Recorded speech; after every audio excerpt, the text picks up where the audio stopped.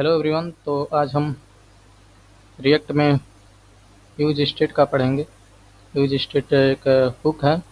तो सबसे पहले हम जान लेते हैं हुक्स क्या होते हैं। तो अगर हम ब्राउज़र में सर्च करें रिएक्ट हुक्स, तो यस, तो hooks were added to React in version 16.8। तो हुक्स का जो वर्जन 16.8 में रिएक्ट के हुक्स को ऐड किया गया। Hooks allow function component to have access to state and other React features. Hooks allow करता है किसी भी कंपोनेंट के उसके स्टेट को एक्सेस करने के लिए, और अकॉर्डिंग टू स्टेट उस पर हम मैनिपुलेशन भी कर सकते हैं हुक्स का यूज करके। और because of this class component are generally no longer needed. तो पहले क्लास कंपोनेंट का यूज किया जाता था, बट जब हुक्स का फीचर ऐड किया गया रिएक्ट के वर्जन 16.8 में, आफ्टर दैट क्लास कंपोनेंट का यूज नहीं किया जाता है और हुक्स का यूज किया जाता है। तो हुक्स का मेनली वर्क ये होता है कि किसी भी कंपोनेंट को किसी भी कंपोनेंट का स्टेट को एक्सेस करना। एंड जब कोई हुक्स उसके स्टेट को एक्सेस कर लेगा, यानी कि उस कंपोनेंट का प्रेजेंट स्टेट क्या है उसको एक्सेस कर लेगा, तो हम चाहेंगे उसके स्टेट को चेंज कर सकते हैं और सारे मैनिपुलेशन कर सकते हैं उसके स्टेट पे।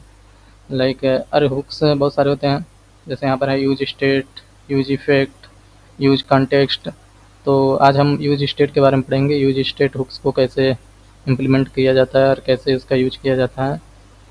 और हम आज हम काउंटर बनाते हैं, काउंटर में यूज स्टेट का हुक्स का यूज करेंगे। लाइक अगर हम काउंटर को हम देखें हैं, जैसे एक काउंटर है एंड यहाँ पर देख सकते हैं कि प्रेजेंट स्टेट इसका क्या है, 0 है। बट अगर जैसे हम एक क्लिक करते हैं तो इसका स्टेट चेंज हो जा रहा है, क्लिक करते हैं स्टेट चेंज हो जा रहा है। मतलब कंपोनेंट का प्रेजेंट स्टेट को एक्सेस किया है, फिर उस पर क्लिक करके या मतलब उसके साथ मैनिपुलेशन कर सकते हैं यूज स्टेट का यूज करके। किसी को आज हम देखेंगे। तो चलिए चलते हैं अपने VS कोड में।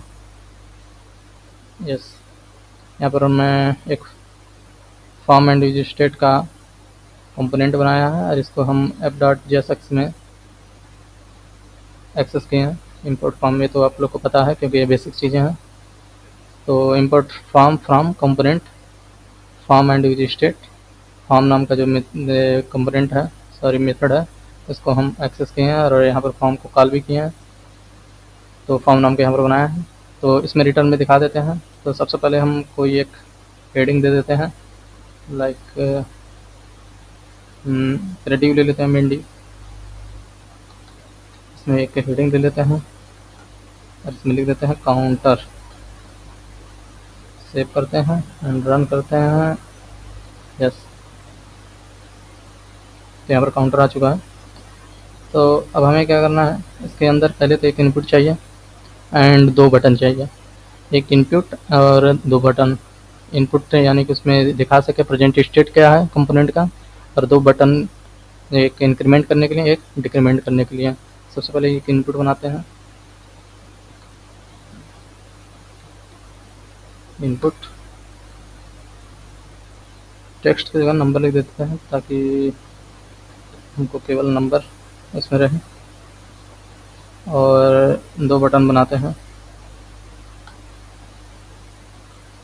बटन एक इंक्रीमेंट का, उसमें प्लस दे देते हैं, एक डिक्रीमेंट का। एक और बटन बनाते हैं, इसमें माइनस दे देते हैं। 2 बटन हो चुका है। उसके बाद पहले इसमें कुछ स्टाइलिंग दे देते हैं, तो इनपुट में कुछ स्टाइल देते हैं, इसी में दे देते हैं स्टाइल। तो सबसे पहले इसमें स्टाइल दे देते हैं हम पैडिंग का, पैडिंग दे देते हैं हम 20, पैडिंग दे देते हैं 20। एंड इसमें कुछ बॉर्डर भी दे देते हैं, बॉर्डर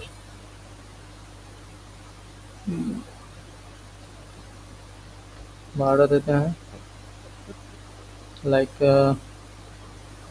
1 पिक्सल,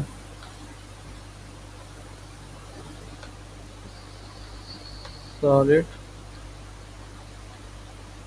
ब्लैक। कुछ इधर आ रहा है,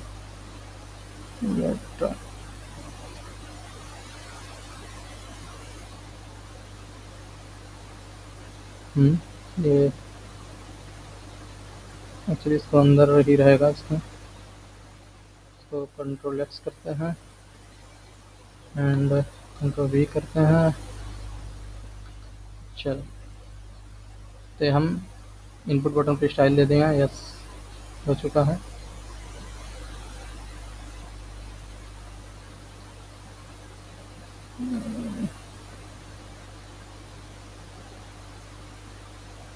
इनपुट टाइप टेक्स्ट ही रख देते हैं, नंबर का इंक्रीमेंट डिक्रीमेंट का बटन आ जाएगा। Text, yes. अगर बटन होगा, बटन पे भी स्टाइलिंग दे देते हैं। बटन के एक अलग से हम स्टाइल किसके लिए बना लेते हैं। लाइक अगर हम बटन पे क्लिक तो फंक्शन भी निकाल होगा एक इंक्रीमेंट और डिक्रीमेंट का। तो सबसे पहले स्टाइल देते हैं, स्टाइल। इसके अंदर दे देते हैं बटन स्टाइल एंड इसके अंदर भी एक स्टाइल दे देते हैं और इसके अंदर कॉल कर देते हैं बटन स्टाइल। एक बटन स्टाइल तब ऊपर डिफाइन कर देते हैं और कॉन्स्ट बटन स्टाइल। चलो पैडिंग दे देते हैं 20 और हम इसमें बॉर्डर दे देते हैं, नॉन कर देते हैं बॉर्डर को।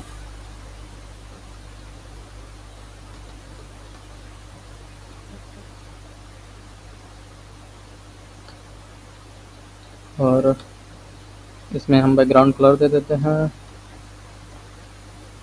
Background colour CLOR। चलिए, बैकग्राउंड कलर दे देते हैं हम ग्रे दे देते हैं या स्काई ब्लू दे देते हैं, स्काई ब्लू। और मार्जिन भी दे देते हैं ताकि दोनों के बीच में गैप आ जाए। मार्जिन दे देते हैं हम और 10 का दे देते हैं। सेव करते हैं। आई थिंक या इट्स डन। स्काई ब्लू हो गया, एनकाउंटर भी आ गया। अब सबसे पहले इनपुट का जो भी है, इनपुट का हम वैल्यू एक्सेस करते हैं। तो सबसे पहले हम इसमें प्लेस होल्डर भी लिख देते हैं ताकि place holder inter something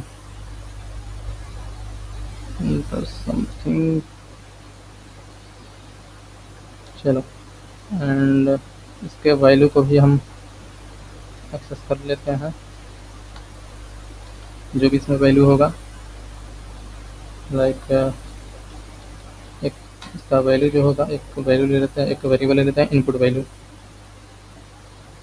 input value में स्टोर रहेगा इसका वैल्यू। और बटन में दो फंक्शन कॉल होगा, एक इंक्रीमेंट एंड डिक्रीमेंट का। इस बटन में ऑन क्लिक इवेंट चला देते हैं। ऑन क्लिक में एक इंक्रीमेंट नाम का फंक्शन कॉल होगा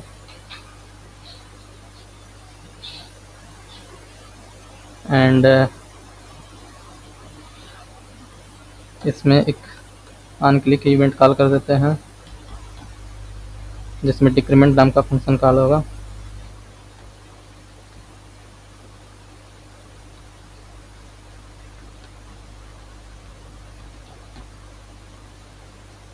अब इस इंक्रीमेंट एंड डिक्रीमेंट फंक्शन को हमको डिफाइन करना पड़ेगा हमारे रिटर्न के जस्ट ऊपर। लाइक कॉन्स्ट इंक्रीमेंट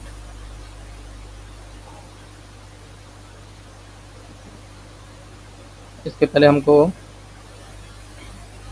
चलिए पहले इंक्रीमेंट फंक्शन को बना लेते हैं। एरो फंक्शन दे देते हैं एंड जस्ट लाइक हमको एक डिक्रीमेंट भी फंक्शन बना देते हैं।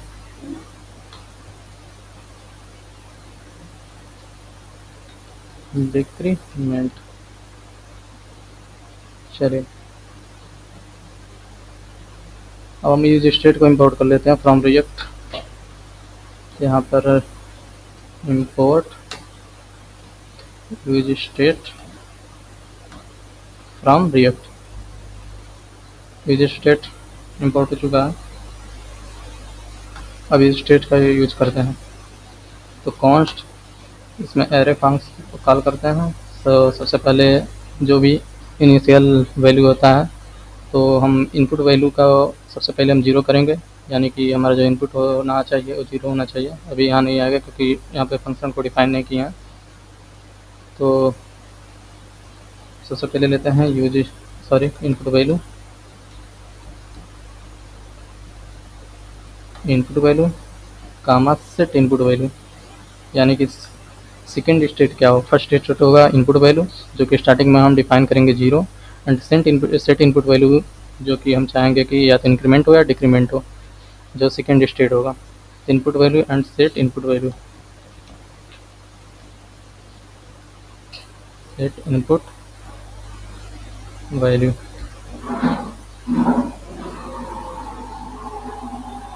इसके बाद हम इक्वल टू यूज स्टेट लिखेंगे, जो में स्टार्टिंग वैल्यू दे देंगे ज़ीरो। ये ज़ीरो जो बताएगा इनपुट वैल्यू को बताएगा, इनपुट वैल्यू में स्टार्टिंग में ज़ीरो है। अब इसके बाद हम क्या करेंगे,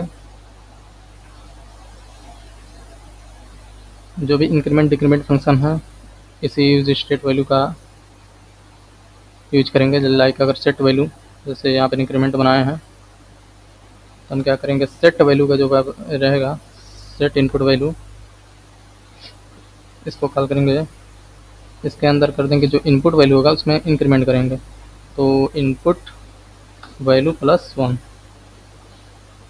और ऐसे ही डिक्रीमेंट में हम क्या करेंगे, सेट इनपुट वैल्यू को लेंगे, सेट इनपुट वैल्यू को, और उसमें क्या करेंगे इनपुट वैल्यू -1। सो अरे इंक्रीमेंट डिक्रीमेंट को ऑलरेडी हम कॉल कर चुके हैं बटन के साथ। इंक्रीमेंट को जब भी कॉल करेगा तो सेट इनपुट वैल्यू को जो इनपुट वैल्यू होगा उसमें +1 कर देगा, एंड जब भी हम डिक्रीमेंट कॉल करेंगे तो डिक्रीमेंट में क्या करेगा, इनपुट वैल्यू जो भी रहेगा उसमें -1 कर देगा। जो सेट इनपुट वैल्यू जो सेकेंड स्टेट है, यानी कि फर्स्ट स्टेट का इनपुट वैल्यू जो ऑलरेडी यूज स्टेट डिफाइन कर रहा है ज़ीरो है।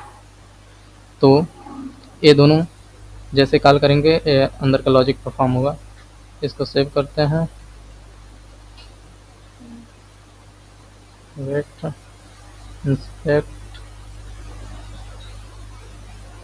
कंसोल।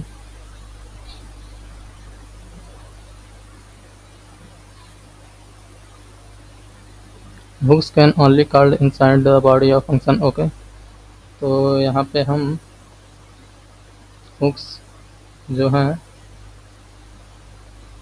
इसको केवल हम कंपोनेंट के अंदर कॉल कर सकते हैं। तो Ctrl+X करो एंड फॉर्म के नीचे Ctrl+S कंपोनेंट के अंदर कर दें। चलो, तो यहाँ पर आ चुका है value proper field without and the on change handler. तो यहाँ पर वैल्यू का क्या कर देंगे, जो भी इनपुट वैल्यू है उसको ओनली रीड कर देंगे, इनपुट एंड रीड ऑनली कर देंगे, रीड ऑनली। सेव करते हैं, अब इसमें जाते हैं, रिफ्रेश करते हैं, on click, do you mean the on click. देखिए यहाँ पर देखिए कैपिटल C होगा, Ctrl+S, यस। एक बार रिफ्रेश करते हैं, आई थिंक कोई एरर नहीं है, तो इसको रन करते हैं। देखिए स्टार्टिंग में वैल्यू ज़ीरो है, जब प्लस कर रहे हैं इसमें वैल्यू कन्वर्ट होकर 1 हो जा रहा है, 2 3। ऐसे अगर हम डिक्रीमेंट वाला बटन पे क्लिक करें तो डिक्रीमेंट वाला फंक्शन कॉल होगा, इसमें माइनस होगा। आई थिंक देख सकते हैं ऐसे ही यूज स्टेट हुक्स काम करते हैं।